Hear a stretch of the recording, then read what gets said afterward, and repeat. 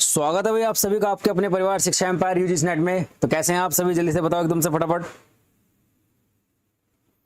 जितने तुम्हारे दोस्त हैं, मित्र हैं, सखा संबंधी हैं, सभी के पास तक इस क्लास को शेयर करो, जिससे कि वो लोग भी जुड़ सकें और अपनी तैयारी बेहतर ही नहीं बेहतरीन कर सकें, और वो भी बिल्कुल फ्री ऑफ कॉस्ट। काफी देर हो चुकी है आज, है ना। अब ज्यादा तुम्हें इंतजार ना करवाते हुए शुरू करते हैं आज का अपना सेशन। आज जो हम पढ़ेंगे ना, आज हम रिसर्च एप्टीट्यूड की वो टाइप्स ऑफ रिसर्च पढ़ेंगे जो कि रह रहे हैं, ठीक है, जो उस समय नहीं हो पाए बीच में, है ना, क्योंकि ध्यान नहीं रहे थे, पता नहीं चल पाया था को। हाँ, बारिश बहुत हो रही है आज, बारिश बहुत हो रही है। असल में ये दो टाइप हैं, दो के अंदर भी दो तीन और निकलेंगे, वो जो छूट रहे थे, है ना। लेकिन ऐसा कोई पॉइंट नहीं होना चाहिए जो छूट जाए। मैंने देखा, ऑब्जर्व किया कि क्या क्या छूट रहा है, यानी कि टाइप ऑफ रिसर्च से। तो यहां पर मुझे पता चला कि लॉन्गिट्यूडिनल रिसर्च और हिस्टोरिकल रिसर्च ये छूट रही हैं। और पता है लोगों के, बच्चों के दिलों में, दिमाग में क्या होता है कि historical research, longitudinal research, phenomenological research, ex post facto research, ये सारी रिसर्च एक जैसी हैं।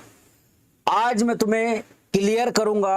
असल में ये चीजें सारी जो आज मैं नाम ले रहा हूं ना, इनको हमें पढ़ना चाहिए था एक्स पोस्ट फैक्टो के तुरंत बाद में या उसके आसपास में, क्योंकि सारी मिलती जुलती हैं। एक माइनर से इसमें बदलाव हैं, चेंजेस हैं, वो आज हम देखेंगे ताकि हमें अच्छे से समझ में आ जाए कि असल में दिक्कत क्या है, असल में होता क्या है। ठीक है, चलो शुरू करते हैं। सबसे पहले लॉन्गिट्यूडिनल को पढ़ते हैं। लॉन्गिट्यूडिनल होता क्या है, लॉन्गिट्यूडिनल के बारे में जानेंगे, फिर हिस्टोरिकल को बाद में पढ़ेंगे। गुड मॉर्निंग सभी को, गुड मॉर्निंग भाई, good morning Vishal Maurya, Nidhi Vishwakarma, Babita, study official channel, Najma Shaikh, good morning सभी को, गुड मॉर्निंग। आ जाओ आ जाओ। तो लॉन्गिट्यूडिनल रिसर्च क्या होती है, कोई बताएगा? लॉन्गिट्यूडिनल रिसर्च, लॉन्गिट्यूडिनल यानी कि लॉन्गिट्यूडिनल, इसके नाम में तुम्हें दिख रहा होगा लॉन्ग, यानी कि लंबे समय तक। ऐसी रिसर्च जो लंबे समय तक चलती रहे, ऐसी रिसर्च बच्चा जो लंबे समय तक चलती रहे, है ना, लंबे समय तक चलती रहे, वो क्या होगी? लॉन्गिट्यूडिनल रिसर्च होगी। क्या होगी? यहां पर देखो, दीर्घकालिक इसको बोलेंगे। क्या बोलेंगे? दीर्घ कालिक भी इसको बोलते हैं, या फिर इसको अनुप्रस्थ अनुसंधान भी इसको बोलते हैं। अनुप्रस्थ अनुसंधान भी इसको बोलते हैं, अनुधैर्य भी इसको बोलते हैं, अनुधैर्य शोध। ये इतने इसके नाम हैं, ठीक है। या तो दीर्घकालिक शोध बोलेंगे, ठीक है, या फिर क्या बोलेंगे हम? अनुप्रस्थ या अनुधैर्य शोध, ठीक है। लॉन्गिट्यूडिनल वेव्स तुमने पढ़ी होंगी, लॉन्गिट्यूडिनल वेव्स, अनुधैर्य तरंगे तुमने पढ़ी होंगी। अनुधैर्य तरंगे क्या होती हैं? जो लंबी चलती हैं, है ना, जो लंबी चलती हैं। तो यहां पर हम बात करते हैं लॉन्गिट्यूडिनल रिसर्च की, एक ऐसी रिसर्च जो कि लॉन्ग टाइम पीरियड पर, लॉन्ग टाइम पीरियड तक चलती रहती है, बट किस पर? सेम पॉपुलेशन, किस पर? सेम सैंपल या सेम पॉपुलेशन, ठीक है। सेम सैंपल या सेम पॉपुलेशन, यानी कि मान लो एक सैंपल तुमने लिया, आज तुमने एक सैंपल लिया और उस सैंपल पर तुम आज रिसर्च कर रहे हो, ठीक है।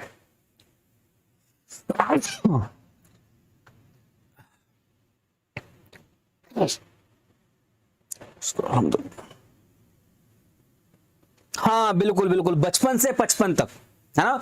बचपन से क्या 55 तक चलती है, यानी कि आज कोई सैंपल तुमने लिया और उसका तुम टाइम पीरियड पर, ठीक है, बैक टू बैक आज रिसर्च की, आज जो तुम्हारे आउटकम्स आए, कल फिर तुम करोगे उसके क्या आउटकम्स आ रहे हैं, फिर उसके बाद में तुम दो दिन बाद, एक महीने बाद, एक साल बाद, है ना, 10 साल बाद, सदियों बाद उसी सैंपल पर, सेम सैंपल पर तुम रिसर्च करते रहो, स्टडी करते रहो, उसमें जानते रहो कि समय समय पर इस पर्टिकुलर पॉपुलेशन में, इस पर्टिकुलर सैंपल में क्या चेंजेस देखने को मिल रहे हैं। ठीक है, एक मैं एग्जांपल लेता हूं एक समुदाय का, ठीक है, किसी का भी नाम नहीं, बस एक समुदाय है।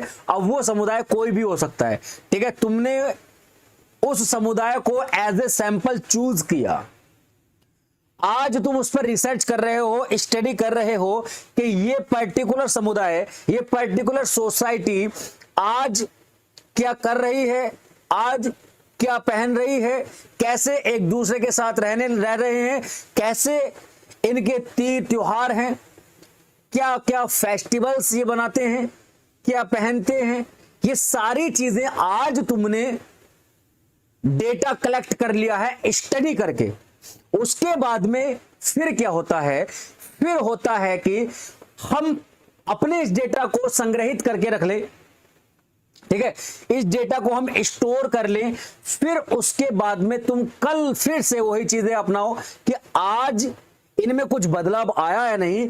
एक साल बाद फिर से तुम उसको स्टडी करो कि एक साल पहले जो मैंने स्टडी की थी, मैंने देखा था कि इनके कैसा बिहेवियर है, ये कैसे रहते हैं, क्या खाते हैं, क्या पहनते हैं, आपसी संबंध इनके क्या हैं, ये फेस्टिवल कैसे मनाते हैं, उन सभी चीजों को आज एक साल बाद क्या बदलाव आया। उसके बाद में उस डेटा को फिर से तुमने रखा, फिर तुम 10 साल बाद कर रहे हो उसी चीज को, तो 10 साल पहले जो तुमने स्टडी की थी, आज 10 साल बाद जो तुम स्टडी कर रहे हो, क्या क्या बदलाव आ रहे हैं। सेम समुदाय, same population, same society, same sample की बात इसमें करते हैं।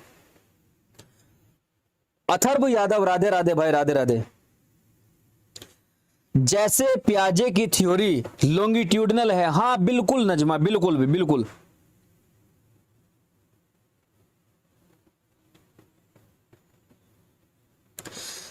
कोई भी एक सिद्धांत है जो दे दिया गया, उस पर समय समय पर स्टडी होती रहे, उसमें देखा जा सके कि क्या क्या बदलाव आ रहा है। ठीक है, आई बात समझ में? बोलो।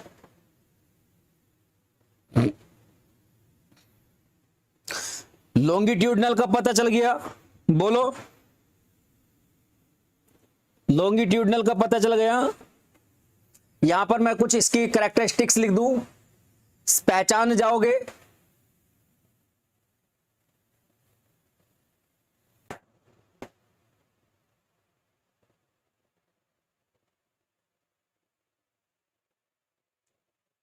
यानी कि इसकी मैं यहां पर विशेषताएं लिख रहा हूं, ठीक है। की पॉइंट लिखूंगा, समझ जाना क्या चीज हो रही है। सबसे पहली चीज,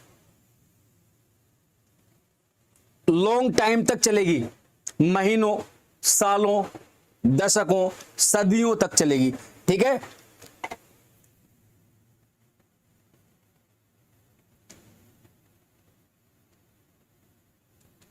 रिपीटेड ऑब्जर्वेशन होगा। ठीक है, यानी कि बार बार इसमें क्या करेंगे, हम स्टडी करेंगे। सही बात है, बोलो। बार बार स्टडी करेंगे। क्यों स्टडी करेंगे? उद्देश्य क्या होगा? है चेंजेस एंड डेवलपमेंट देखने के लिए, क्या क्या चेंजेस आए हैं, क्या क्या डेवलपमेंट इसमें आए हैं। ठीक है, क्या क्या इसमें चेंजेस आ रहे हैं, जो एक साल पहले हमने चीज देखी थी, आज उसमें क्या बदलाव आ रहा है। ठीक है, सिर्फ यही चीज देखने के लिए। जैसे इसका पता है, एक बेस्ट एग्जांपल ये हो सकता है कि जैसे किसी फार्मास्यूटिकल कंपनी में, किसी दवाइयों वाली कंपनी में कोई दवाई अगर बन रही है, ठीक है, दवाई अगर बन रही है या कोई भी खाद्य पदार्थ बन रहा है, ठीक है, तो वो उसकी टेस्टिंग देखने के लिए कि इसकी वैलिडिटी कब तक चल सकती है, एक टैबलेट उन्होंने बनाई, उस टैबलेट को वो चेक कर रहे हैं महीने दर, साल दर, इस तरह से कर रहे हैं।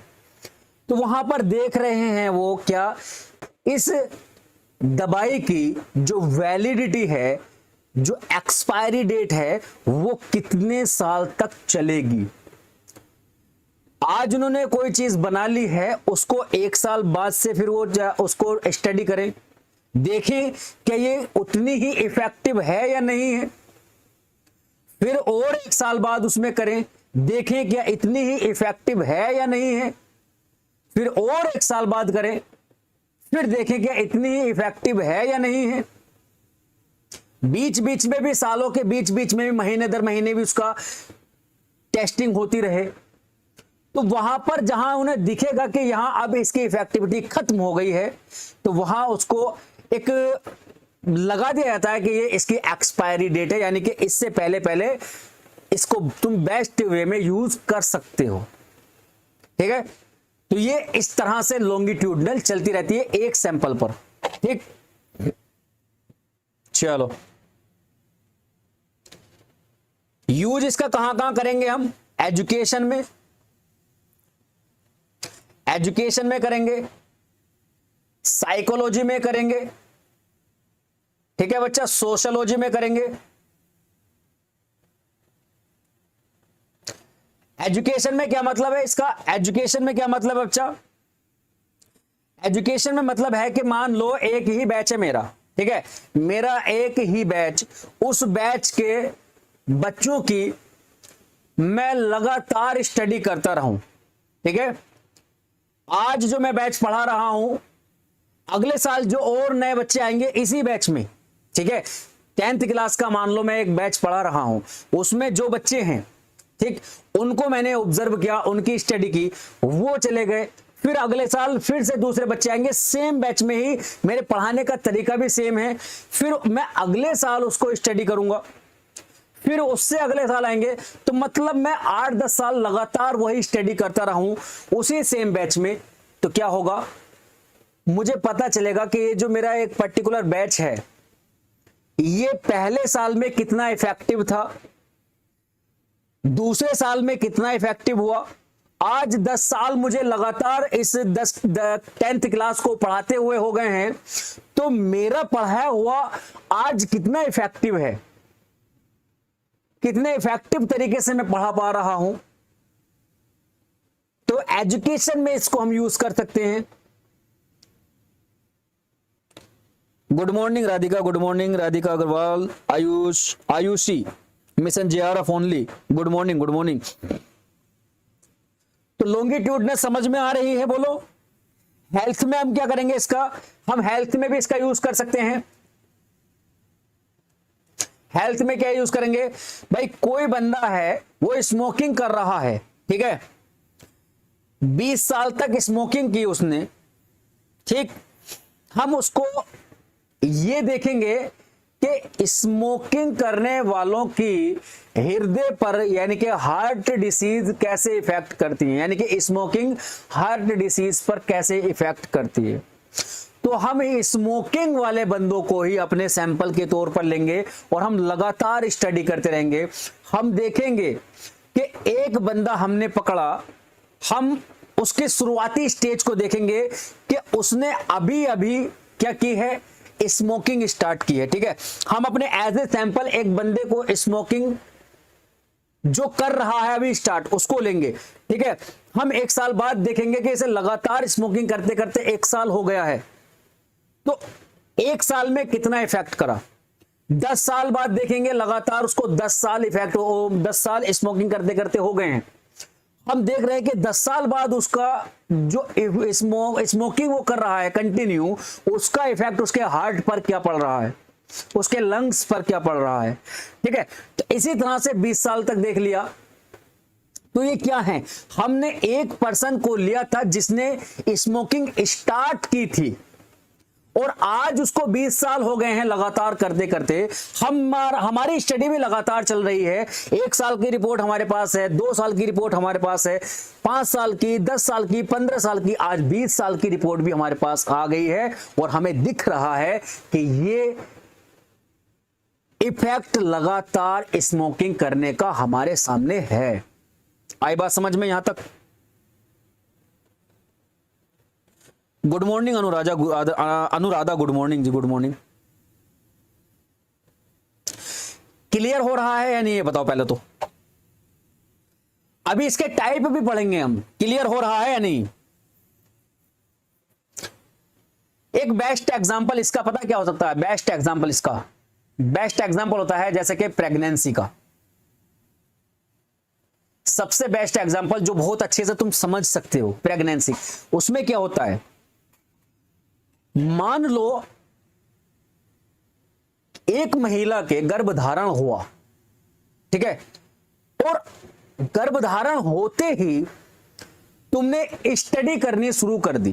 ठीक, तुमने क्या कर दी बच्चा, स्टडी शुरू कर दी। यहां पर देखो मैं दोबारा से इसको लिख रहा हूं,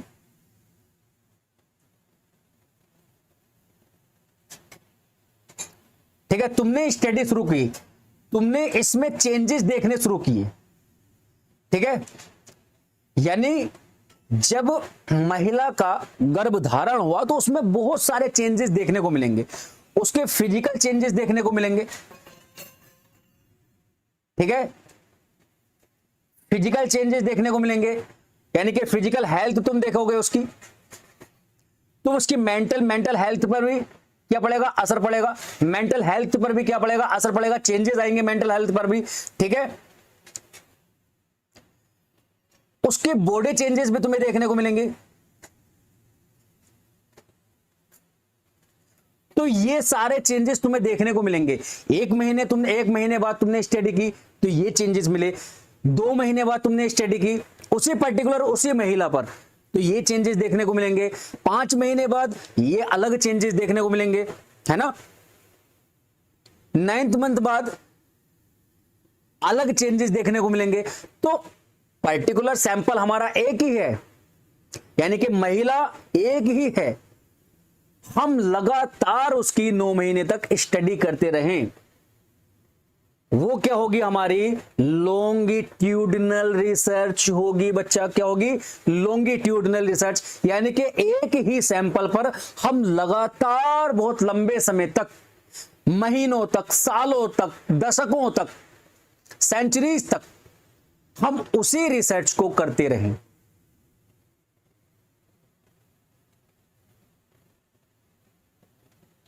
इसमें हां शॉर्टकट का कोई भी जगह नहीं है, शॉर्टकट किसमें नहीं होती, बिल्कुल बच्चा बिल्कुल। चलो अब यहां तक समझ में आ गया होगा, हम इसके टाइप के अब पास चलते हैं कि इसके टाइप क्या क्या हैं, ठीक है।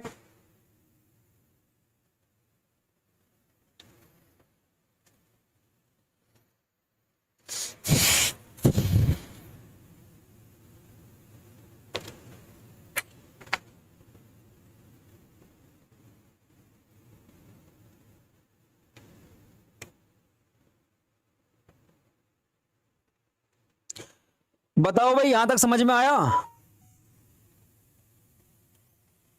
अनुराधा न्यू स्टूडेंट, वेलकम है जी अनुराधा जी।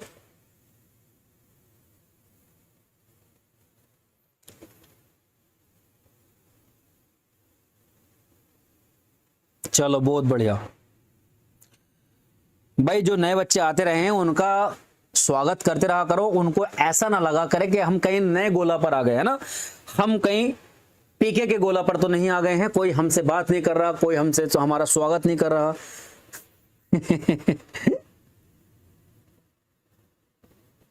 बात करेंगे करेंगे। ट्रेंड स्टडी नजमा रहा नहीं जाता, तड़प ही ऐसी है, हैं? रुको जरा, सब्र करो, पढ़ेंगे, ट्रेंड स्टडी भी पढ़ेंगे, लेकिन पहले उस तक पहुंच तो जाएं, हैं? अभी तो टाइप यहां लिखे हुए हैं, मैं समझ रहा हूं तुम क्या कहना चाहते हो कि ट्रेंड स्टडी इसमें टाइप नहीं लिखा हुआ है। मेरे बच्चे रेट्रोस्पेक्टिव जब हम पढ़ेंगे ना, वही हम ट्रेंड स्टडी को पढ़ लेंगे, ठीक है। हाँ, ये इसी के टाइप हैं, लॉन्गिट्यूडनल के ही टाइप हैं ये, ठीक है। ये अलग से भी इसका क्वेश्चन आता है, लेकिन ये आते लॉन्गिट्यूडनल के अंदर ही हैं, ठीक है, लॉन्गिट्यूडनल के अंदर ही आते हैं।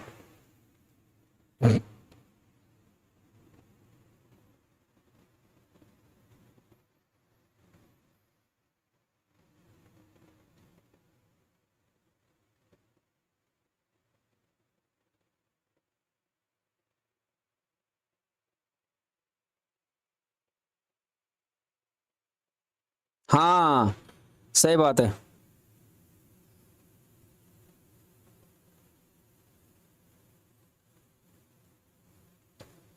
सही बात है, शुरू में लगता है ऐसा कि कोई नहीं है सब, लेकिन बाद में धीरे धीरे हो जाते हैं। ये इसी के टाइप है, इसी के टाइप है। चलो बात करते हैं सबसे पहले हम कोहॉर्ट की। किसकी? Cohort study. इसको इंग्लिश में और हिंदी में कोहॉर्ट याद कर लेना, क्योंकि इसका जो मतलब होता है, असल में कोहॉर्ट का मतलब क्या होता है पता है कुछ है? कोहॉर्ट का जो मतलब होता है वो जनसंख्या होता है। जनसंख्या कह सकते हैं या फिर हम समय अंतराल कह सकते हैं, हम समय अंतराल भी कह सकते हैं, लेकिन कोहॉर्ट याद कर लेना आसान रहेगा तुम्हारे लिए।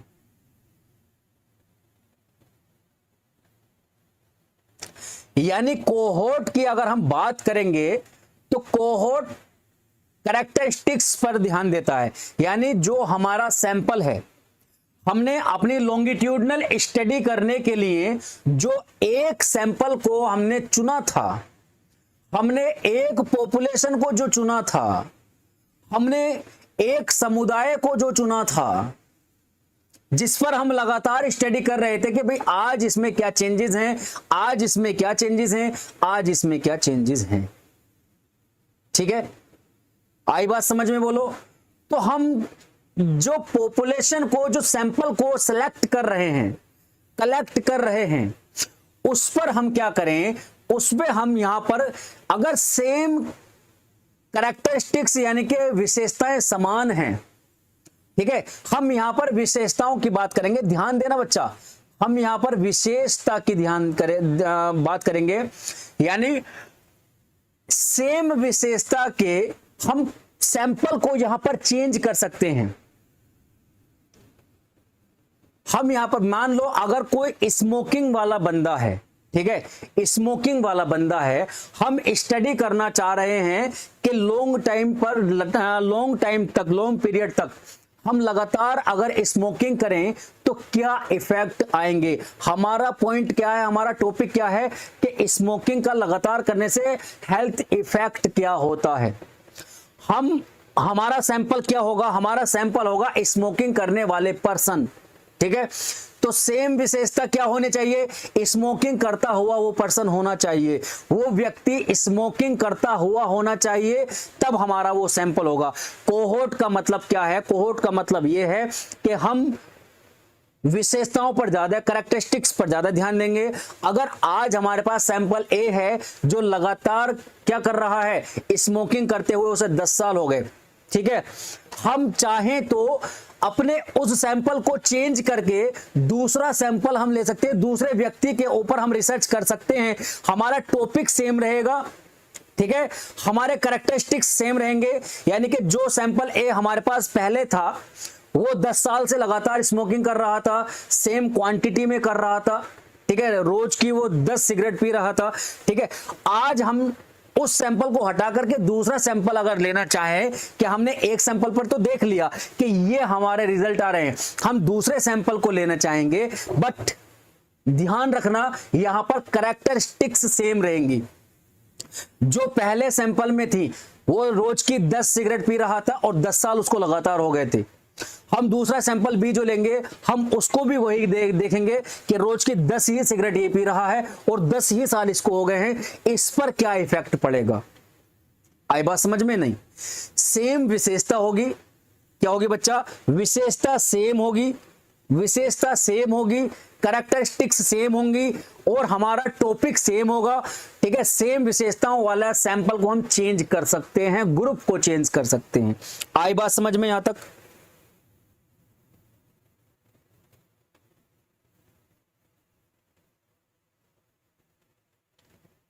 आई, हाँ बिल्कुल बिल्कुल आयुषी, बिल्कुल। रिसर्च की शुरुआत एक समस्या की पहचान से होती है, हाँ बिल्कुल। उसके बाद समस्या को पहचान कर उसका जो समाधान ढूंढा जाता है। हाँ, कोई भी रिसर्च हो उसको उसमें यही करते हैं। All clear? चलो, अभी हम अभी पूरी नहीं हुई है, मैं यहां पर कंपेयर करना चाहता हूं। यहां पर ये जो पैनल स्टडी लिखा हुआ है, ठीक है, पैनल स्टडी का क्या मतलब है बोलो?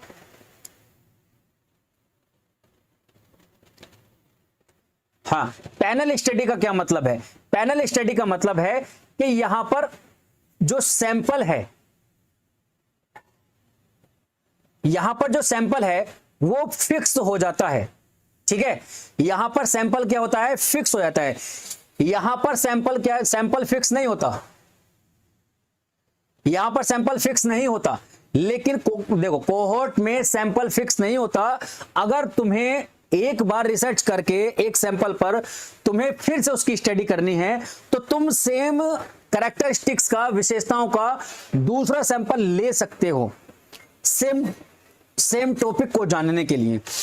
अब हम यहां पर बात करते हैं पैनल स्टडी में क्या होता है। पैनल स्टडी में जो हमारा ग्रुप है, जो हमारा सैंपल है, जो पॉपुलेशन हमने ली है, ठीक है, यहां पर एक व्यक्ति भी हो सकता है, ठीक है, बहुत सारे पॉपुलेशन भी हो सकती है सैंपल के लिए।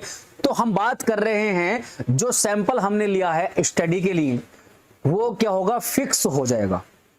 जैसे कि हमने यहां पर एक पर्सन ले लिया, एक पर्सन ले लिया कि जिसको स्मोकिंग करते हुए, स्मोकिंग को उसको 10 साल हो गए हैं। ठीक है, अब यहां पर हमारे पास सैंपल तो हो गया फिक्स, लेकिन यहां पर टॉपिक चेंज होता रहता है। क्या चेंज होता रहता है बच्चा? कि हम देखेंगे, हम एक बार स्टडी करेंगे कि उसका बिहेवियर पर क्या चेंज पड़ रहा है। ठीक है, 10 साल उसको लगातार अगर स्मोकिंग करते हुए हो गए हैं तो उसका बिहेवियर कैसे इफेक्ट करता है, ठीक है, उसका हार्ट कैसे इफेक्ट करता है। हमारी दूसरी बार रिसर्च होगी कि उसका हार्ट पर हम देख लें। ठीक है, फिर तीसरी रिसर्च हो जाएगी हमारी, क्या उसके लंग्स कैसे इफेक्ट होते हैं। तो हम बार बार टॉपिक तो चेंज कर रहे हैं।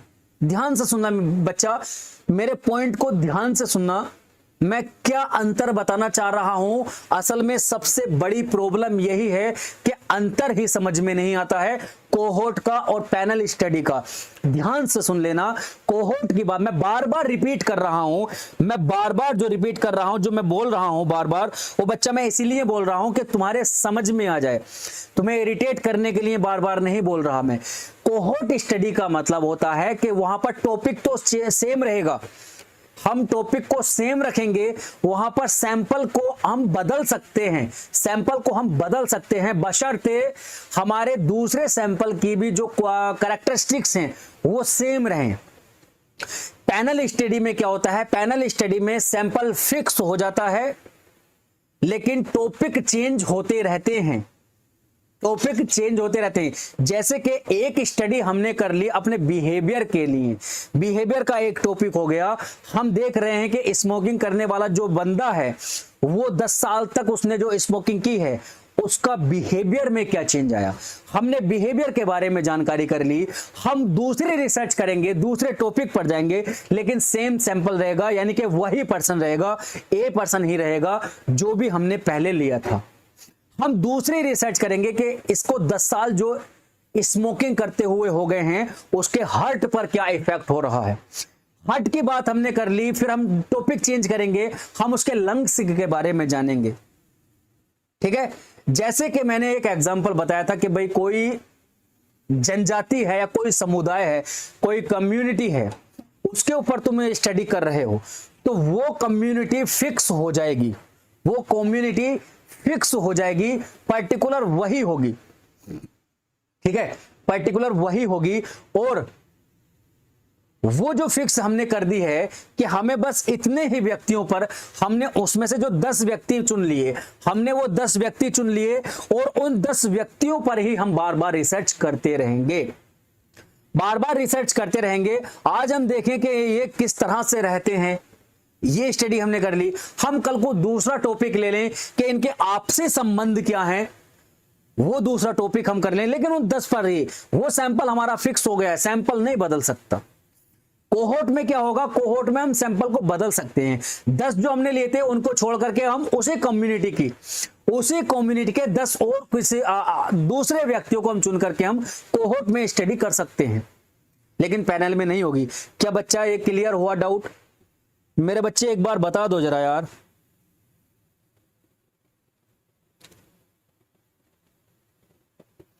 कोहोर्ट, हाँ बिल्कुल बिल्कुल नजमा, कोहोर्ट में सैंपल फिक्स कर देंगे बशर्ते उनकी कैरेक्टरिस्टिक्स सेम रहें। ठीक है, हम दलितों के ऊपर अगर रिसर्च कर रहे हैं, दलितों के ऊपर अगर हम रिसर्च कर रहे हैं, हम देखना चाहते हैं कि विभाजन के बाद या आजादी के बाद जो दलित समुदाय है, आजादी के बाद दलित समुदाय का समाज में कैसा प्रभाव रहा है, या समाज का दलित समुदाय के ऊपर क्या प्रभाव रहा है। तो टॉपिक हमारा यह है कि आजादी के बाद समाज का दलित समुदाय के ऊपर प्रभाव कैसा रहा है। हम दलित समुदाय को ही टारगेट करेंगे। हमारा सैंपल जो होगा दलित समुदाय से ही 10 व्यक्तियों को चुन लेंगे। हम कोहोर्ट की बात कर रहे हैं, पहले कोहोर्ट की। तो कोहोर्ट में हम जो 10 सैंपल हमने लिए हैं, 10 व्यक्तियों को हमने दलितों को चुना है, हमने उन पर स्टडी की और जाना कि आजादी के बाद समाज का दलित समुदाय पर, दलित संप्रदाय पर यह इफेक्ट पड़ा है। एक बार हो गई। हम फिर से स्टडी करना चाहें तो हम क्या करेंगे, हम इन 10 व्यक्तियों को हटा देंगे जो हमने सैंपल लिया है। हम 10 व्यक्ति और दूसरे ले लेंगे बशर्ते वो दलित समुदाय के ही होने चाहिए, यानी कि जो 10 थे उनसे सेम कैरेक्टरिस्टिक के हम ले लेंगे। ये बात हो गई कोहोर्ट की। दूसरी बात करते हैं पैनल की।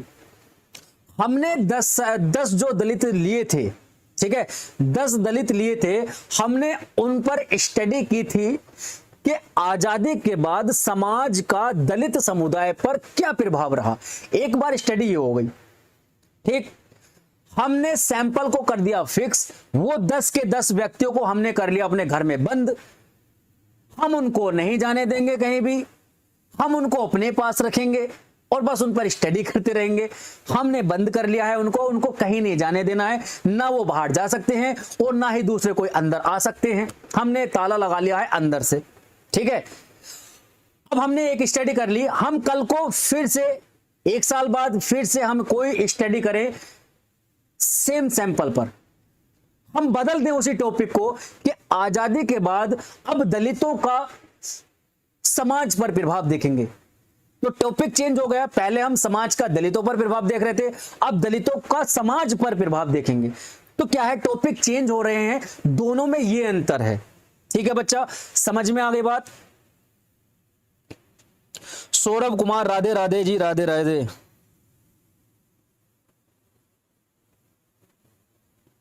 गुड मॉर्निंग भाई। अब मुझे बताओ एक बार जरा, ये दोनों चीजें समझ में आ गई हैं या नहीं? कोहोर्ट और पैनल स्टडी समझ में आ गई है या नहीं?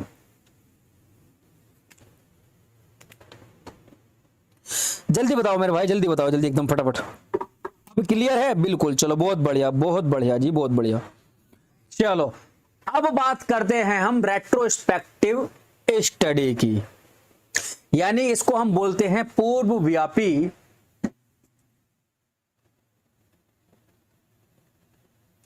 पूर्वव्यापी अध्ययन।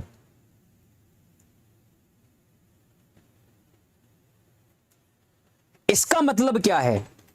बीते हुए समय में या बीते हुए समय को देखकर स्टडी करना, यानी पास्ट में जो हो चुका है अब यहां से तुम्हें कंफ्यूजन होना शुरू हो जाएगा। मैं नहीं बताऊंगा, मैं तुम्हारे कमेंट से देखूंगा कि क्या कंफ्यूजन हुआ है तुम्हें। मुझे पता है कि कंफ्यूजन क्या होगा। अगर तुमने पढ़ा है सही से तो कंफ्यूजन होगा, वरना तो कोई बात ही नहीं। बीते हुए का, पास्ट में कोई घटना घट गई, हम उसकी आज स्टडी कर रहे हैं। आज जो हमारे पास आउटकम्स हैं, ठीक है, बीते हुए समय का आज हमारे पास जो आउटकम्स हैं, उस आउटकम्स का, वो आउटकम्स कब से आए और कैसे कैसे कैसे कैसे स्टेप बाय स्टेप हमारे सामने आज ये रिजल्ट हैं। तो वो रिजल्ट कैसे हैं, वो रिजल्ट कैसे आए हैं, वो रिजल्ट कब से शुरू हुए आने, यानी कि पास्ट में कोई चीज हो रही थी, आज हमारे पास उसका आउटकम्स है, यानी कि इफेक्ट आज हमारे पास है।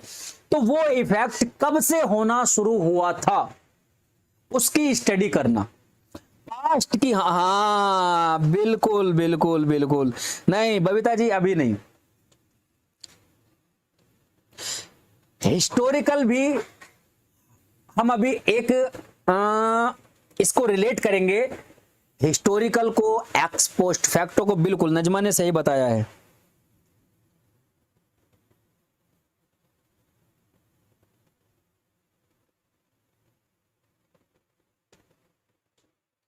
बिल्कुल सौरभ भाई, बहुत बढ़िया, बहुत शानदार। मौजूदा डेटा का उपयोग करके पुरानी स्टडी या पुरानी घटना को स्टडी करना।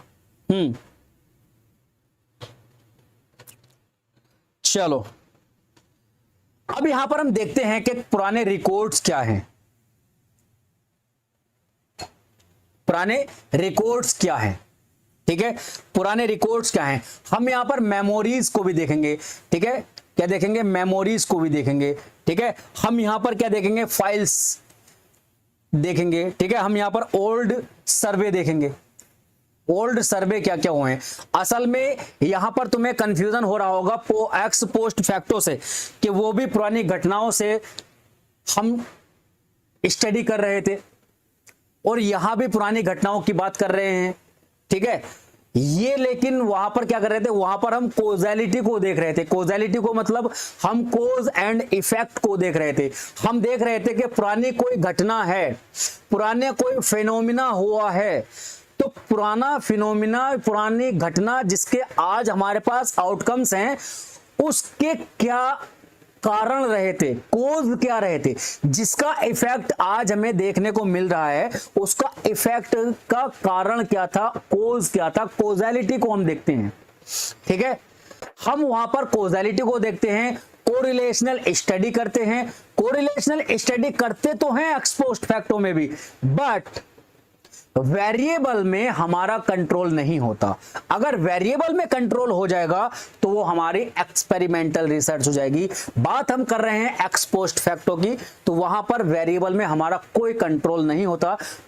बस हम कोजैलिटी को देखते हैं और कोरिलेशन स्टडी को करते हैं, यानी कि जो कारण था, हम कारण को ढूंढेंगे, उस कारण का आज यानी कि ये आउटकम्स पर क्या प्रभाव पड़ रहा है उसको हम देखते हैं। लेकिन यहां पर क्या है, यहां पर रेट्रोस्पेक्टिव में हम क्या करते हैं, हम यहां पर कोज नहीं देखते। क्या कोज हुआ, किस कारण से ये घटना हुई, हमें कोई मतलब नहीं इसमें। हमें बस इफेक्ट को देखना है कि ये जो इस घटना का इफेक्ट है ये कब से होना शुरू हुआ। जैसे कि मान के चलो, मैं एक ही एग्जाम्पल पुरानी घटना से लेता हूं बार बार, कि भोपाल गैस त्रासदी का, उसी को मैं अलग अलग तरीके से तुम्हें समझाने की कोशिश करता हूं। भोपाल गैस त्रासदी हुई, हमने एक्स पोस्ट फैक्टो में भी पढ़ा था इसको, कि भोपाल गैस त्रासदी जो हुई थी उसका इफेक्ट था कि जो वहां की जनता थी उन्हें सांस लेने में दिक्कत थी, उन्हें बड़ी अजीब सी फीलिंग्स हो रही थी, वो घुटन सी महसूस कर रहे थे, घुटन हो रही थी, ठीक है, लोगों की मौत हो रही थी। ये इफेक्ट था, ठीक है, ये क्या था, इफेक्ट था। आज भी देखें तो वहां पर इफेक्ट है, कुछ हद तक विकलांगता भी होती है, यानी कि जो न्यू जनरेशन पैदा हो रही है, तो वो क्या है, विकलांगता की तरफ जा रही है।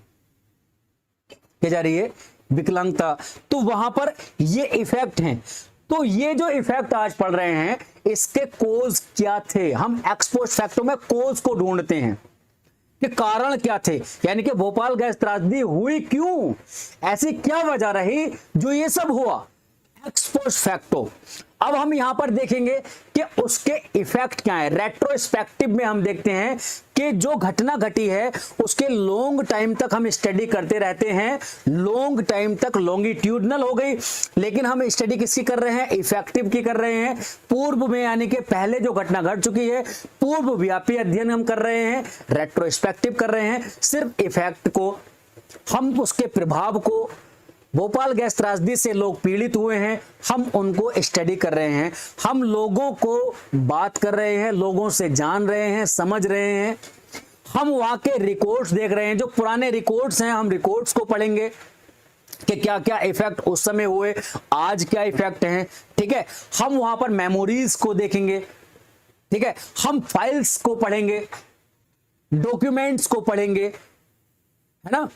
ओल्ड सर्वे जो हो चुके हैं, पुराने जो सर्वे हो चुके हैं, हम उन सर्वे को पढ़ेंगे। लेकिन कहने का मतलब ये है, हम कारण नहीं ढूंढेंगे, हम बस इफेक्ट पर बात करेंगे कि यार ये इफेक्ट इसमें हो रहे हैं, ये जब हो गया था, ये आज हो रहा है, ये 10 साल पहले ये इफेक्ट आ रहे थे। ये सारी चीजें हम देखेंगे रेट्रोस्पेक्टिव स्टडी में। हाँ, जैसे कि मैं एक एग्जांपल और लूं कि वर्तमान समय में, आज में ऑनलाइन एजुकेशन का जो ट्रेंड बहुत है, ठीक है। अभी नजमा ने कहा था कि सर ट्रेंड, तो ट्रेंड की बात हम इसमें रेट्रोस्पेक्टिव के अंदर करते हैं। ट्रेंड की बात हम किस में करते हैं, रेट्रोस्पेक्टिव में करते हैं। तो आज एक चीज ट्रेंड चल रही है, क्या चल रही है कि एजुकेशन ऑनलाइन में चल रही है, ऑनलाइन एजुकेशन का ट्रेंड चल रहा है, ठीक है। अब ये ट्रेंड तो चल रहा है, ठीक। अब हम यहां पर दो तरह से स्टडी कर सकते हैं, ये ट्रेंड कब से हुआ, है ना। हम दो तरह से स्टडी करते हैं इस ट्रेंड की कि ये ट्रेंड कब से शुरू हुआ, कब से शुरू हुआ और कब कब कितना कितना शुरू हुआ। एक तरह से स्टडी हो गई। हम एक तरह से स्टडी कर सकते हैं कि ये जो ट्रेंड आज ऑनलाइन एजुकेशन का चल रहा है, ये क्यों शुरू हुआ, इसके कारण क्या थे, क्या रीजन हुए हैं, क्या कोज थे इसके, जो आज ये इतनी ट्रेंड में चल रही है। तो हमने स्टडी करनी शुरू की कि ये जो आज ऑनलाइन एजुकेशन चल रही है, इस पर कोविड-19 का इफेक्ट हुआ। कोविड-19 की वजह से लॉकडाउन हुआ, लॉकडाउन की वजह से जो संस्थाएं थी, स्कूल, कॉलेजेस, है ना, ये सब क्या थे, बंद हो गए थे। एजुकेशन तो बंद नहीं हो सकती ना, एजुकेशन तो जाएगी। तो वहां पर एजुकेशन को एक ट्रेडिशनल फॉर्म से अपडेट करके मॉडर्न फॉर्म में लाया गया, यानी कि उसको ऑनलाइन बच्चों तक पहुंचानी शुरू की गई, ठीक है। तो ये कारण हुआ। कुछ एक कारण ये हुए कि भाई मॉडर्निटी आ रही है बहुत तेजी से, मॉडर्निटी बहुत तेजी से आ रही है, चीजों में अपडेट हो रहा है, समय के साथ अपडेट होना पड़ता है, तो चीजें वहां से अपडेट होती गई। डिजिटल इंडिया बन रहा है, डिजिटल विश्व बन रहा है ना। तो डिजिटल चीजें आने लगी हैं, तो एजुकेशन भी डिजिटल आने लगी। ये सारे कारण थे एक्स पोस्ट फैक्टो। अगर हम एजुकेशन में क्यों का ढूंढने कि क्यों आज ऑनलाइन एजुकेशन ज्यादा ट्रेंड में है, तो क्या है, एक्स पोस्ट फैक्टो। अगर हम सिर्फ ये जाने कि ये ऑनलाइन एजुकेशन कब से शुरू हुई, हम कब की बात करेंगे, कब से हम बात कर देंगे सिर्फ और सिर्फ 2020 की, ठीक है। ट्रेंड में आई 2020 ही था ना जब लॉकडाउन, हाँ 2020, तो वहां से। और हम इसमें ये जानेंगे कब कब कितने बच्चों ने इसमें ज्वाइन किया, कौन कौन से राज्य ने अपने आप को ऑनलाइन पर शिफ्ट किया, है ना, किस राज्य ने कितने, किस राज्य से कितने बच्चे, किस राज्य से कितना इफेक्ट हुआ। ये सारी चीजें अगर हम जानेंगे रेट्रोस्पेक्टिव स्टडी के अंदर।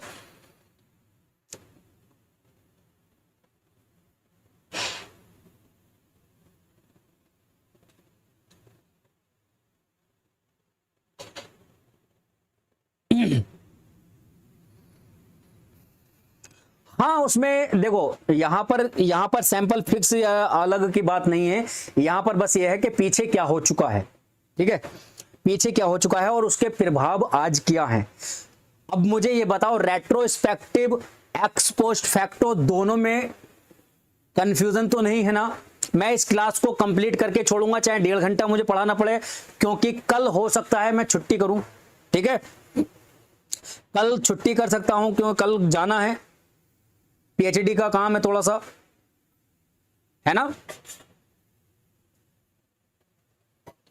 थोड़ा पीएचडी का काम है, कल मुझे जाना पड़ेगा, तो हो सकता है छुट्टी करनी पड़े कल, ठीक है, तो इसलिए आज ज्यादा पढ़ाऊंगा, इसको कंप्लीट करके ही छोड़ेंगे, ठीक है। तो यहां तक हमने बात कर ली है किसकी, लॉन्गिट्यूडनल स्टडी की कंप्लीट। कोहोर्ट पूछेगा तुमसे, बता दोगे कोहोर्ट क्या होता है, जल्दी बताओ एकदम से, फटाफट लिखो, जल्दी एकदम से कोहोर्ट को लिखो, एक लाइन में कोहोर्ट को लिखो जल्दी से, पैनल स्टडी को एक लाइन में लिखो, रेट्रोस्पेक्टिव को एक लाइन में लिखो, मैं आगे बढ़ता हूं इतने। अब हम बात करते हैं हिस्टोरिकल रिसर्च की। अभी हमने पास्ट की बात की थी, इसमें भी हम क्या करते हैं, पास्ट की ही बात करते हैं। रेट्रोस्पेक्टिव, पास्ट में कोई फिनोमिना हुआ, ठीक है, हिस्टोरिकल रिसर्च, पास्ट में कोई फिनोमिना हुआ,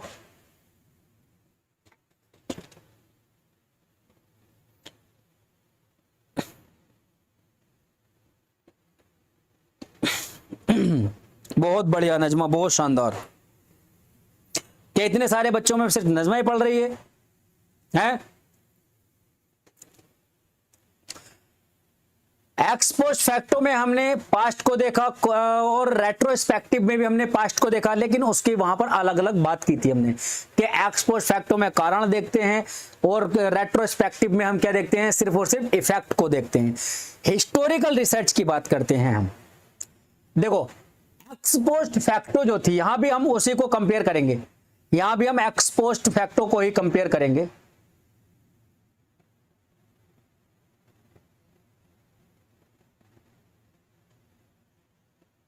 एक्स पोस्ट फैक्टो क्या है,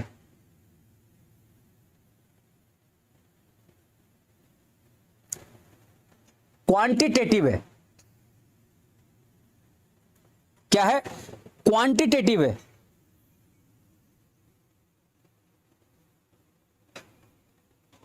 हाँ, क्वांटिटेटिव है। एक्स पोस्ट फैक्टो क्या है, क्वांटिटेटिव है। हिस्टोरिकल क्या है, हिस्टोरिकल क्वालिटेटिव प्रोसेस है। एक्स पोस्ट फैक्टो क्वांटिटेटिव क्यों है, क्योंकि इसमें जो आउटकम्स होते हैं वो स्टैटिकल्स में आते हैं। क्या आते हैं बच्चा, स्टैटिकल्स।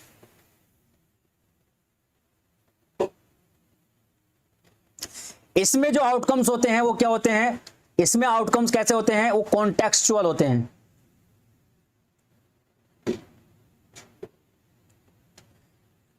ठीक है,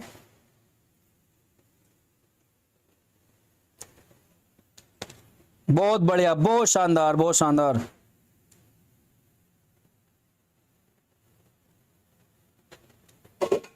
नजमा, निधि, बहुत बढ़िया।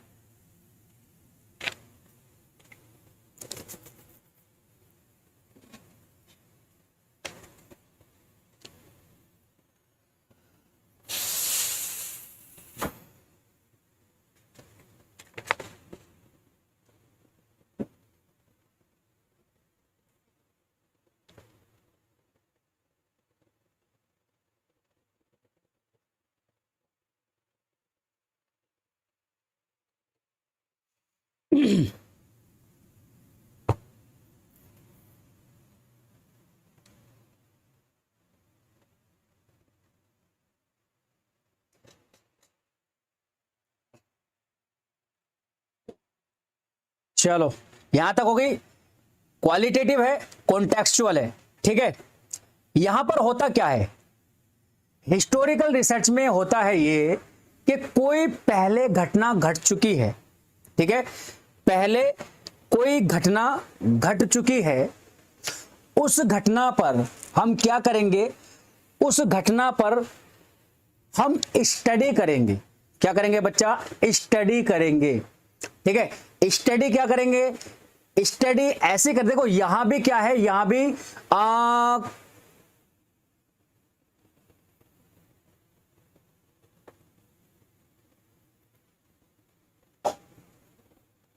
हाँ, यहां भी स्टडी हम कोजालिटी को करते हैं। ठीक है, एक्स पोस्ट फैक्टो में भी कोजालिटी को करते हैं, यहां भी हम कोजालिटी को शो करते हैं। रेट्रोस्पेक्टिव में कोजालिटी को शो नहीं कर रहे थे। ठीक है, यहां हम क्या कर रहे हैं, यहां हिस्टोरिकल में भी हम कोजालिटी को यानी कि कारण क्या रहे हैं उस पर बात करते हैं। ठीक है, यहां भी हम क्या करेंगे, यहां भी कारण क्या रहे हैं उस पर बात करते हैं। तो फिर अंतर कहां है बच्चा? अंतर भी हम देखेंगे अभी आगे। ठीक है, अभी ये देखो, लेकिन यहां पर हम देखो, यहां जो कोजालिटी होती है एक्स पोस्ट फैक्टो में कारण प्रभाव जो होते हैं वो कोजालिटी कैसी होती है? स्टैटिकल होती है। कैसी होती है बच्चा? स्टैटिकल कोजालिटी होती है। कैसी होती है? स्टैटिकल कोजालिटी होती है। और यहां पर जो कोजालिटी होती है, यहां कॉन्टेक्सचुअल कोजालिटी होती है। ठीक है, कॉन्टेक्स्ट की बात करते हैं, कॉन्टेक्स्ट यानी कि संदर्भों की बात करते हैं। यहां पर स्टडी हम किस पर करते हैं? यहां पर स्टडी हम जैसे कि न्यूज़पेपर्स होते हैं, न्यूज़पेपर्स को देखेंगे हम, यहां पर हम जर्नल्स को देखेंगे। ठीक है, यहां पर हम जो पुराने एविडेंस हैं,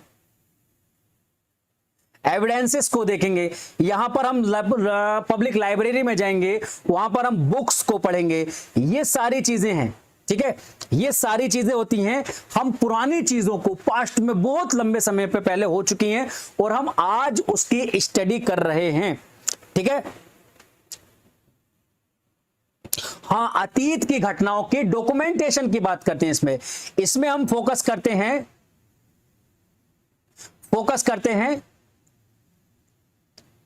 डॉक्यूमेंटेशन पर। ठीक है, डॉक्यूमेंट्स पर। ठीक है, डॉक्यूमेंट्स पर हम बात करते हैं। यहां पर हिस्टोरिकल में डॉक्यूमेंट्स पर बात करते हैं। एक्स पोस्ट फैक्टो में क्या होता है? एक्स पोस्ट फैक्टो में यह है कि पुरानी कल की तो घटना है, ठीक है, पास्ट की तो घटना है, लेकिन एक्स पोस्ट फैक्टो में ज्यादा पुरानी घटना नहीं होती है। ये अंतर होता है इसमें। एक्स पोस्ट फैक्टो में क्या होता है? हाल ही की पुरानी घटना है, लेकिन हिस्टोरिकल रिसर्च में क्या होता है? बहुत पहले की घटना है और जिसका विवरण हमें, जिसकी डिस्क्रिप्शन हमें बस डॉक्यूमेंट्स में मिल सकती है। पानीपत का युद्ध हुआ था, तो पानीपत का युद्ध हमें, क्या हम पानीपत के युद्ध वाले व्यक्ति से जाकर मिल सकते हैं कि भाई बताओ, फेस टू फेस जाकर के हम रिसर्च कर लें कि क्या क्या हुआ था, बताओ कैसे कैसे, कौन किधर से आया, किसने किधर से तलवार निकाली, किसने क्या करा, ये वो है? ऐसा नहीं होगा। तो एक्स पोस्ट फैक्टो में ज्यादा पुरानी घटना नहीं होती है। ठीक है, अगर इसमें भी ज्यादा पुरानी घटना हो जाएगी तो इसको भी हम हिस्टोरिकल मान सकते हैं। यहां पर हम बात करते हैं क्वांटिटेटिव की, हम जाकर के देखते हैं, हम जाकर के ऑब्जर्व करते हैं। एक्स पोस्ट फैक्टो में ऑब्जर्वेशन आता है, लेकिन हिस्टोरिकल रिसर्च में ऑब्जर्वेशन नहीं आता, वहां पर रीडिंग आती है, कॉन्टेक्सचुअल आता है। वहां पर हम जर्नल्स को पढ़ते हैं, वहां पर हम लाइब्रेरी में जाकर के किताबों को पढ़ते हैं, न्यूज़पेपर को पढ़ते हैं, जो पुराने पुराने न्यूज़पेपर उस समय के आए होंगे उनको पढ़ेंगे हम पत्रों को पढ़ेंगे, समाचार पत्र पढ़ेंगे, मैगजीन्स हम पढ़ेंगे, डॉक्यूमेंट पर हम फोकस करेंगे।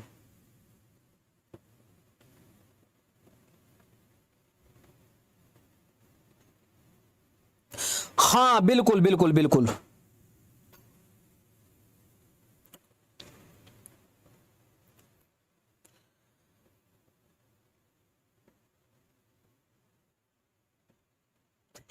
बाबर कैसा दिखता था? बाबर कैसा दिखता था वो भी हिस्टोरिकल रिसर्च में आएगा। बाबर कैसा दिखता था? छोटा था, नाटा था, मोटा था, लंबा था, पतला था, कैसा था? तो वो भी किस में आएगा? हिस्टोरिकल रिसर्च में आएगा। हाँ बिल्कुल।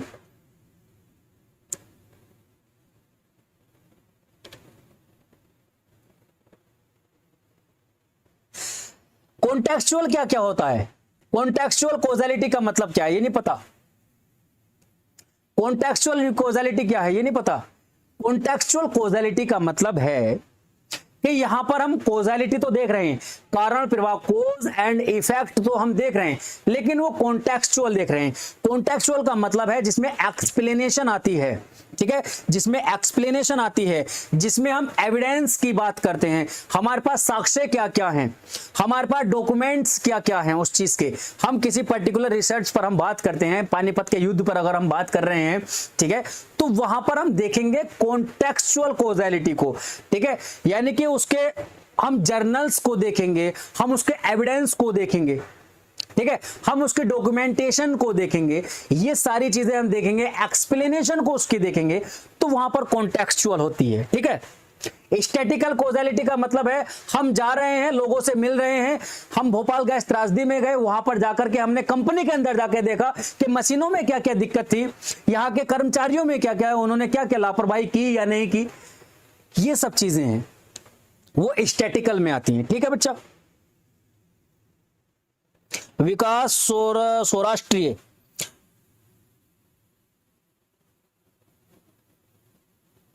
विकास भाई teacher centred and student centred में कंफ्यूज्ड हैं आप। लगता है आपने टीचिंग एप्टीट्यूड की जो पूरी प्लेलिस्ट बनी हुई है 14-15 क्लास की, वो आपने नहीं देखी है।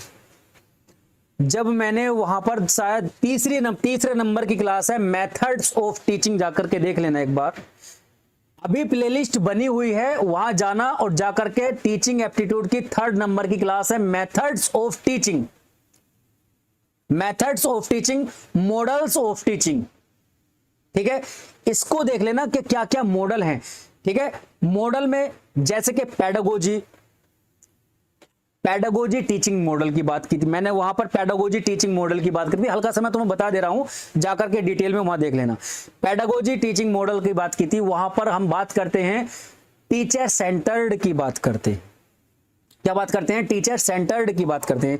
बच्चा परेशान मत होना, एक कंफ्यूजन है विकास भाई का, ठीक है, तो परेशान मत होना, हल्का सा मैं यहां बता दूं, तुम सबके लिए भी वो कारगर साबित होगा, ठीक है, फायदेमंद होगा, ऐसी कोई बात नहीं है, पढ़ाई से रिलेटेड है, कोई अलग की बात नहीं पूछी है विकास ने, ठीक है, पढ़ाई की बात है इसलिए मैं बता दे रहा हूं। तो वहां पर हम बात करेंगे पैडागोजी टीचिंग मेथड की। पैडागोजी का मतलब होता है जब हम छोटे बच्चों को पढ़ाते हैं, जब हम 5th क्लास के प्राइमरी स्कूल्स में जाकर के बच्चों को पढ़ाते हैं, तो वहां पर पैडागोजी मेथड यूज होता है, ठीक है, छोटे छोटे बच्चों को पढ़ा रहे हैं, 8वीं क्लास तक बच्चों को पढ़ा रहे हैं, तो वहां पर क्या होगा, पैडागोजी। कैसे, इसका मतलब क्या है, इसमें हम देखते हैं टीचर सेंटर। टीचर सेंटर क्या है, सबसे पहली चीज होती है टीचर सेंटर में, जो देखो यहां पर इसमें टीचर क्या होगा, टीचर इसमें क्या करेगा, लीड करेगा, टीचर क्या करेगा, लीड करेगा, यानी कि टीचर लीडर होगा। टीचर क्या होगा बच्चा, टीचर इसमें लीडर होगा,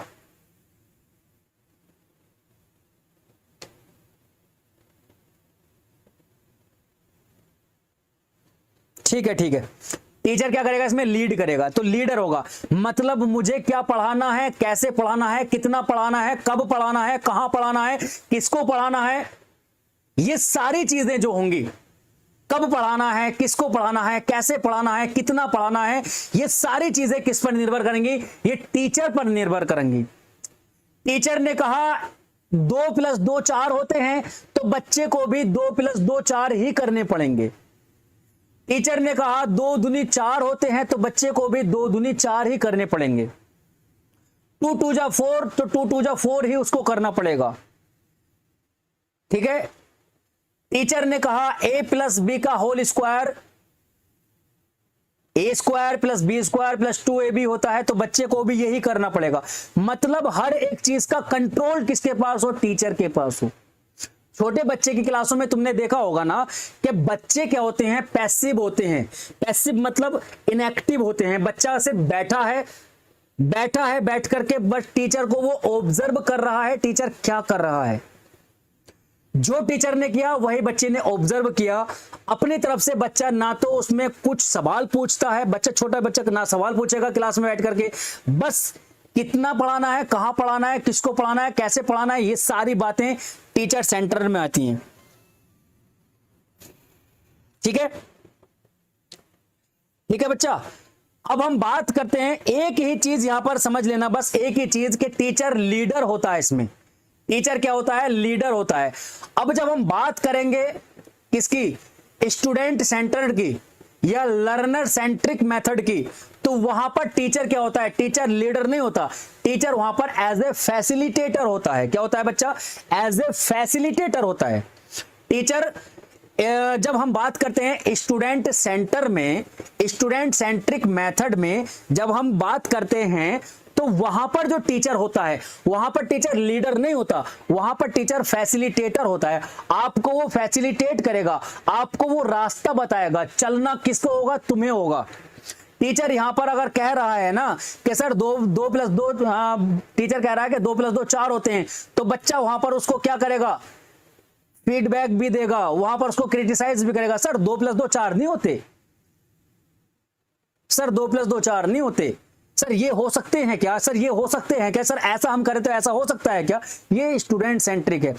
टीचर को क्या पढ़ाना है, कैसे पढ़ाना है, किसको पढ़ाना है, कितना पढ़ाना है, ये टीचर खुद नहीं डिसाइड करेगा। क्या पढ़ाना है और कितना पढ़ाना है और कैसे पढ़ाना है, ये बच्चे के ऊपर डिपेंड करता है कि बच्चा कैसे पढ़ना चाहता है, कितना पढ़ना चाहता है, कहां पढ़ना चाहता है, क्या पढ़ना चाहता है। ये डिपेंड करेगा यहां पर बच्चा। ठीक है, बच्चे के अकॉर्डिंग टीचर पढ़ाएगा, बच्चे के अकॉर्डिंग ही स्कूल में सारे सिस्टम चलेंगे। तो वहां पर स्टूडेंट सेंट्रिक मेथड होता है। क्या बच्चा क्लियर है? चलो, बात हम कहां कर रहे थे? हिस्टोरिकल पे कर रहे थे ना, हिस्टोरिकल की हम बात कर रहे थे। ठीक है, हिस्टोरिकल की हम बात कर रहे थे यहां पर।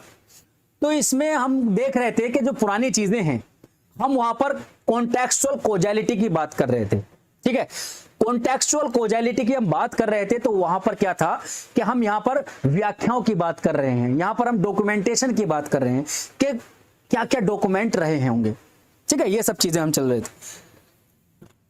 कोई बात नहीं, कोई बात नहीं विकास, पढ़ाई से रिलेटेड तुम पूछ सकते हो, है ना। कोई भी दुख दर्द तकलीफ, कोई भी दुख दर्द तकलीफ अगर है तो कमेंट करके पूछ लो, लेकिन वो पढ़ाई से रिलेटेड होने चाहिए। तुम्हारे व्यक्तिगत दुख दर्द तकलीफ ना हो, है तुम्हारे व्यक्तिगत दुख दर्द तकलीफ तो कहां हम दूर करेंगे, हमसे अपने ना हो रहे। है ना। चलो,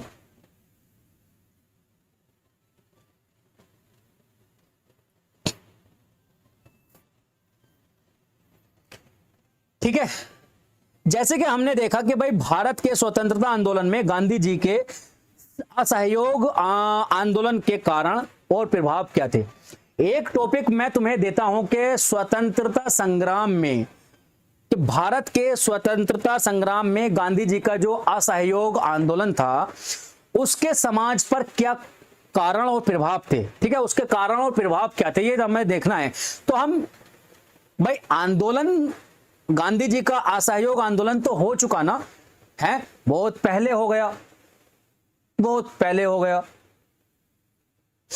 तो हम आज अगर उसकी बात करें कि उसके प्रभाव क्या क्या रहे समाज पर, उसके कारण क्या थे, क्यों आंदोलन ये करना पड़ा, तो हम कहां जाएंगे? हम गांधी जी के समय के किस व्यक्ति को पकड़ेंगे जो हम उससे पूछ सकें? हम किसी को नहीं पूछेंगे, हम जाएंगे जर्नल्स पढ़ेंगे, हम जाएंगे बुक्स पढ़ेंगे, हम जाएंगे डॉक्यूमेंट्स पढ़ेंगे, हम समाचार पत्र पढ़ेंगे उस समय के। ठीक है, तो हम ये हिस्ट्रिकल रिसर्च कर रहे हैं। हाँ बिल्कुल, ठीक है।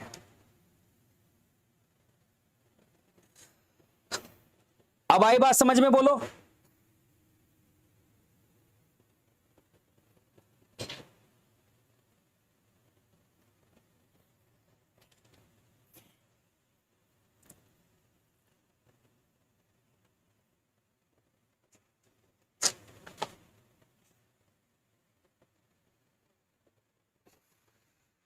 अब मैंने तुम्हें क्या क्या नाम बताए?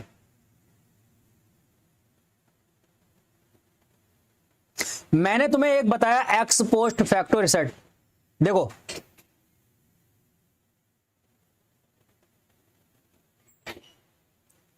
अगर मैं पास्ट की बात करूं तो पास्ट की रिसर्च में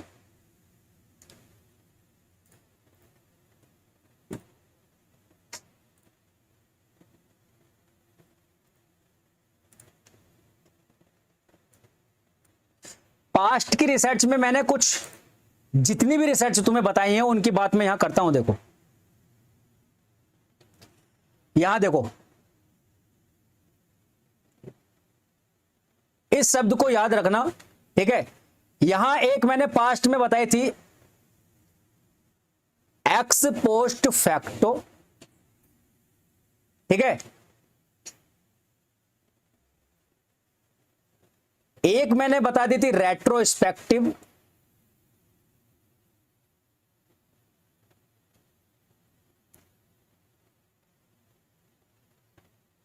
एक हमने बात की हिस्टोरिकल की,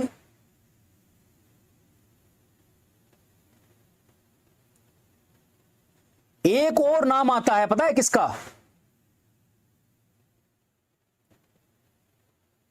फिनोमिनोलॉजी।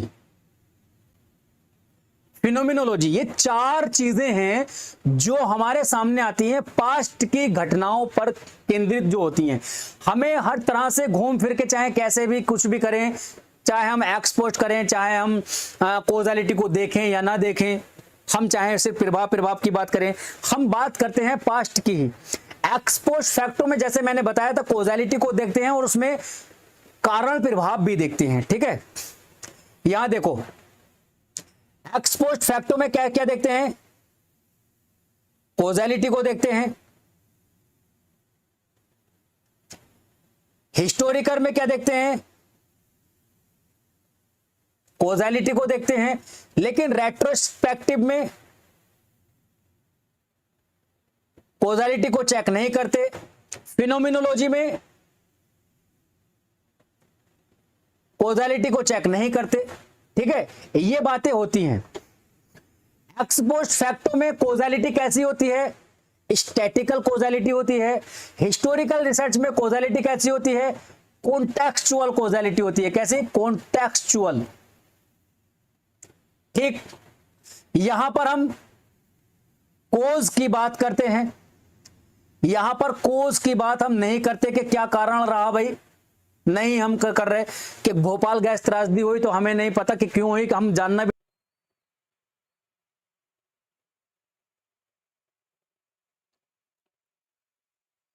अब ठीक है, चलो अभी ठीक है ना, थोड़ा नेटवर्क चले गए थे। अब यहां देखो रेट्रोस्पेक्टिव और फिनोमिनोलॉजी दोनों क्या है? सेम सी दिख रही हैं। दोनों में ही कॉज़ैलिटी को हम चेक नहीं कर रहे हैं, ठीक है। ये डायग्राम, ये चार्ट बना लो, सारे डाउट क्लियर तुम्हारे हो जाएंगे। और गारंटी लेता हूं मैं, इतनी डिटेल में इतनी शानदार तरीके से तुम्हें कोई नहीं पढ़ा सकता, कोई पढ़ाएगा भी नहीं। क्यों नहीं पढ़ाएगा? क्योंकि उन्हें दोबारा से तुम्हें चाहिए ना। लेकिन मुझे दोबारा नहीं, तुम्हारा एक ही बार में जेआरएफ पास करा करके फिर दूसरे बच्चों का स्वागत करना है ना। तो यहां पर हम देखो कॉज़ैलिटी नहीं देख रहे, यहां भी हम कॉज़ैलिटी नहीं देख रहे। अंतर क्या है दोनों में? यहां पर हम इफेक्ट को देख रहे हैं, यहां पर क्या देख रहे हैं कि इफेक्ट क्या पड़ा है, ठीक है। इफेक्ट क्या पड़ा है, ठीक है, यानी कि उस घटना का क्या इफेक्ट है, हम उस पर लगातार स्टडी करते रहें, हम उसके effect time to time check करते रहें कि उसके इफेक्ट 10 साल पहले। क्योंकि रेट्रोस्पेक्टिव अपार्ट ऑफ लॉन्गिट्यूडनल, ध्यान रखना ये क्या है? ये लॉन्गिट्यूडनल रिसर्च है। क्या है बच्चा? लॉन्गिट्यूडिनल रिसर्च है। ये क्या है? एक लॉन्गिट्यूडनल रिसर्च है। हम इसमें लंबे समय तक टाइम टू टाइम क्या करते हैं? हम इसके इफेक्ट को चेक करते रहते हैं। जो घटना आज घटित हुई है उसका कल क्या इफेक्ट होगा, हम वो रिसर्च करके उसका आउटकम्स, उसके डेटा को संग्रहित कर लेंगे। हम उसी घटना के बाद में उसका इफेक्ट 1 साल बाद क्या होगा, हम उसको भी कर लेंगे, उस डेटा को भी कलेक्ट कर लेंगे। उस डेटा को कलेक्ट करने के बाद में 10 साल बाद हम उसी घटना के इफेक्ट देखेंगे। भोपाल गैस त्रासदी जब हुई थी उसके तुरंत में क्या इफेक्ट थे, 10 साल बाद क्या इफेक्ट थे, आज उसके क्या इफेक्ट है। हम लगातार स्टडी करते रहें और सारे डेटा को मैच करते रहें कि उस टाइम इतने हुआ, उस टाइम इतना चेंजेस आते रहे। टाइम टू टाइम इसके इफेक्ट में ये चेंजेस आते रहे। हम पुरानी घटना की बात कर रहे हैं, रेट्रोस्पेक्टिव में चेंज को हम देख रहे हैं, क्यों घटना हुई थी उसकी बात हम नहीं कर रहे।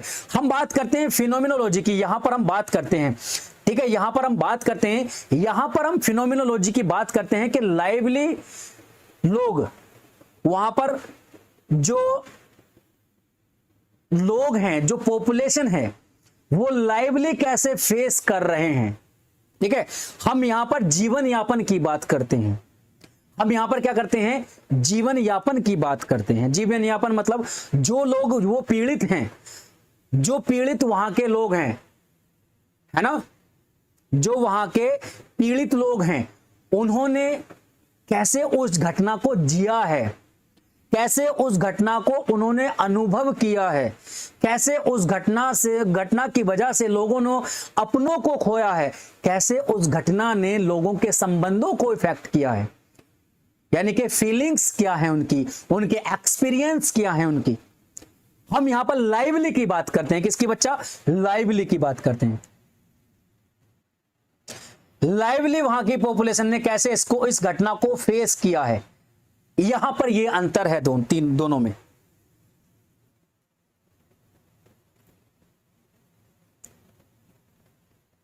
आई बात समझ में?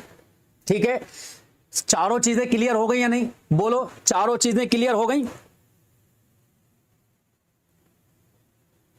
चारों चीजें क्लियर हो गई हैं।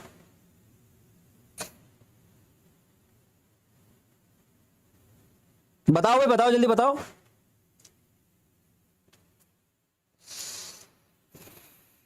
चलो बहुत बढ़िया।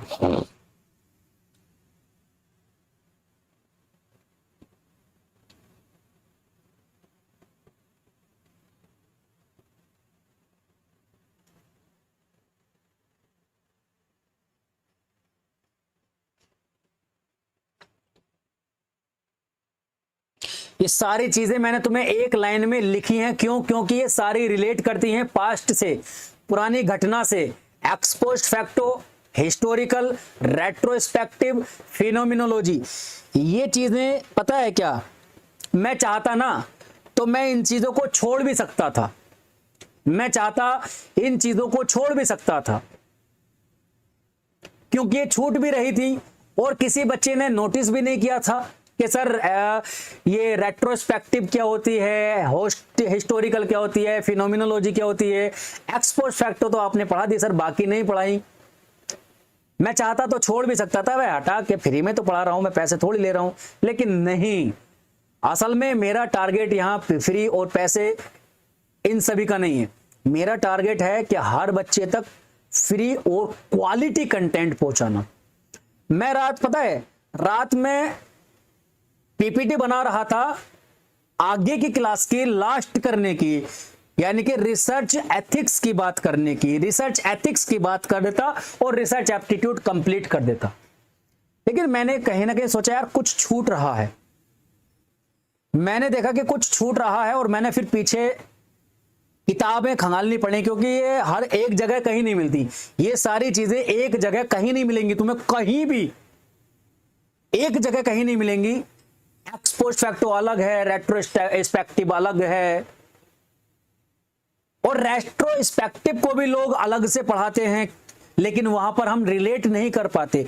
मैंने लॉन्गिट्यूडिनल के अंदर इसलिए पढ़ाया है कि हम यहां पर देखो, यहां पर और यहां पर फिनोमिनोलॉजी में हम रिलेट कर सकें, क्योंकि रेट्रोस्पेक्टिव क्या है, हम इफेक्ट को लंबे समय तक स्टडी करते हैं, ठीक है, लेकिन फिनोमिनोलॉजी में हम देखते हैं कि लोग जी कैसे रहे हैं, लोगों का अनुभव क्या था, इस घटना के बाद लोगों ने क्या एक्सपीरियंस देखे, क्या उनकी फीलिंग्स हैं, कैसे उन्होंने लोगों को खोया है, अपने संबंधों को खोया है, ये सारी चीजें हम फिनोमिनोलॉजी में देखते हैं।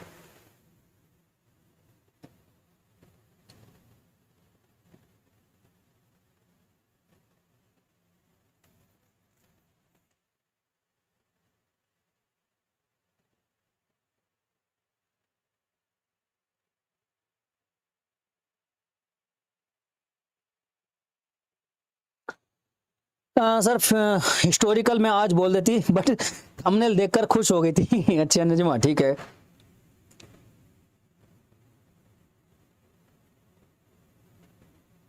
सर पेपर 1 की क्लास के लिए फुल आप पे ही डिपेंड हैं हम लोग।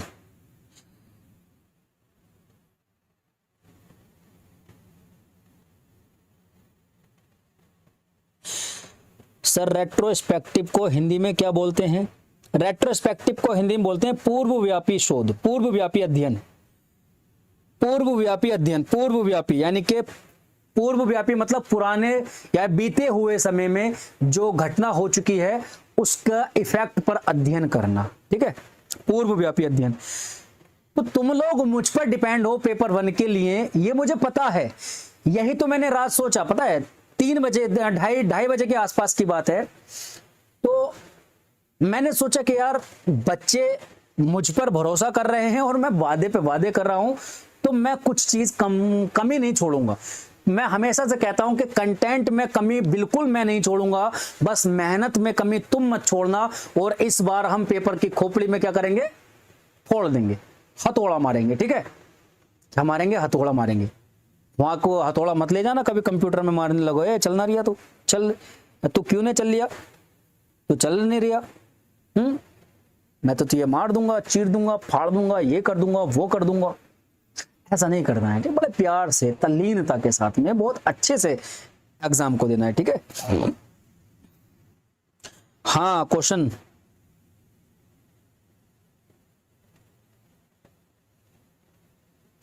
चलो ठीक है। फिर अब भाई जब मैं मेहनत में कंजूसी नहीं कर रहा, मैं कंटेंट में कंजूसी नहीं कर रहा, कर रिया है ना, जब मैं मेहनत में कंजूसी नहीं कर रिया और जब मैं कंटेंट में कंजूसी नहीं कर रिया, तो फिर तुम लोग पढ़ाई में कंजूसी बिल्कुल क्यों कर रही हो? हैं, तुम्हें भी पढ़ाई में कंजूसी नहीं करनी है, ठीक है। चलो थोड़ी सी सपोर्ट कर देना, क्लास को ज्यादा अपने सभी दोस्तों तक शेयर कर देना, ठीक, हर एक बच्चे तक पहुंचा देना, हर एक बच्चे तक पहुंचा देना, जिससे कि वो लोग भी जुड़ सकें अपने परिवार से। और मैं गारंटी लेता हूं कि हर एक सब्जेक्ट के लिए भी अलग नीलोफर जैन लाइव्ड एक्सपीरियंसेस, हाँ बिल्कुल बिल्कुल बिल्कुल। आयुषी जी ये वाली कमेंट ना जब अभी क्लास एंड हो जाए तब करना, बहुत अच्छा लगेगा, ठीक है, बहुत अच्छा लगेगा। जब क्लास एंड हो जाए तो उसके नीचे कमेंट सेक्शन ओपन हो जाता है, वहां पर जाकर के कमेंट करें सभी बच्चे, बहुत प्यारी प्यारी सी मोटिवेशनल कमेंट करें, ठीक है, जो आने वाले बच्चों के लिए भी बहुत अच्छा लगे, उन पर इफेक्ट अच्छा पड़े, ठीक है, तो वहां पर कमेंट करें। बहुत सारे बच्चे हैं बहुत अच्छी अच्छी कमेंट करते हैं, मैं देखता हूं सबकी कमेंट रात को। निधि है, नजमा, बबीता जी है ना, ये कुछ बच्चे हैं बहुत अच्छे अच्छे कमेंट करते हैं, जिससे सारी थकान दूर हो जाती है। चलो फिर ठीक है, मिलते हैं फिर कल सुबह 9 बजे। तब तक के लिए हंसते रहें, मुस्कुराते रहें, अपना और अपनों का बहुत सारा ख्याल रखें। धन्यवाद, टेक केयर, बाय, जय हिंद।